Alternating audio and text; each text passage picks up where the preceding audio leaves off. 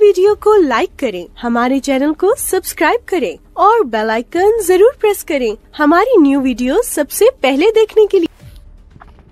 बालेश्वर सहरर सुएलपुर में अनुष्ठित है माँ बुढ़ी मंगला 56तम वार्षिक उत्सव। बालेश्वर सहरर सुएलपुर स्थित माँ तारिणी मंदिर 56तम वार्षिक उत्सव महासमारोह में पालित हो जाइए। परिप्रेक्षी दिवसव्यापी विभिन्न पूजनीति सह यज्ञांती कर्म अनुष्ठित होता।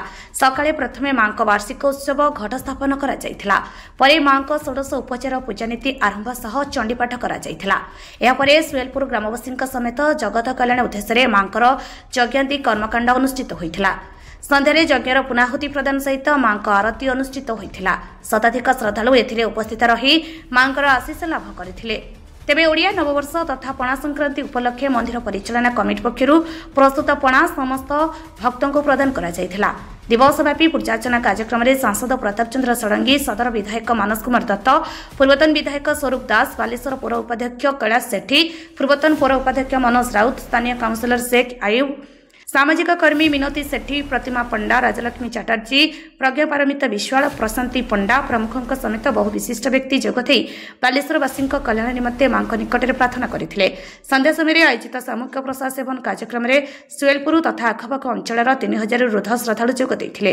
मंदिर परिचालना कमिटी सभापति अमृतजन पंडा और संपादक रामेश्वर बेहरा समेत मानस रंजन साहू, विश्वरूप दे, निरंजन दास, महेश्वर बेहरा प्रमुख उपस्थित रही समस्त कार्यक्रम को परिचालना करथिले।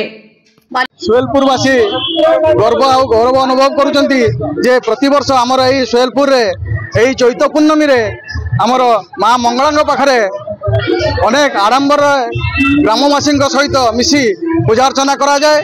एथिरे चंडीपाठ करा जाए, प्रसाद सेवन करा जाए एवं भिन्नक्षम लोक मानकु सहायता करा जाए। ए वर्ष आमे गोटे नुआ करी आरंभ करिछु जे जो लोक माने अपायस हो जाइथिबे, चली पारु नथिबे, कथा कहि पारु नथिबे, सेमानकु आमे आर्थिक सहायता दउछु। ए वर्ष आमे आरंभ करिछु प्रति लोकंकु जो माने अपायस अछंती सेमानकु 2000 करी दिया जाउछि।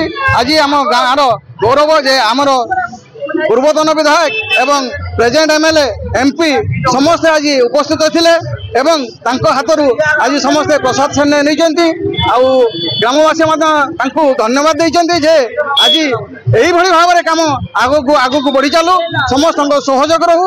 समस्ते आशा करेंगे जे यही अनुष्ठान एमती दीर्घजीवी हो, ग्रामवासी मान सहयोग रहू, आपण मान सहयोग रहू। तेणु मुझे मीडिया माध्यम आरंभ कहूँ जे आपण मैंने प्रसार प्रचार करंतु जे प्रति ग्राम प्रति सहर प्रति जिले में यही जिनस गुड़िक बढ़ी चलू, आमर भातृभाव बंची रहू एवं हिंदुत्व बंची रहू। त्रिलोचन महांती रिपोर्ट, उत्कल समाचार 24/7।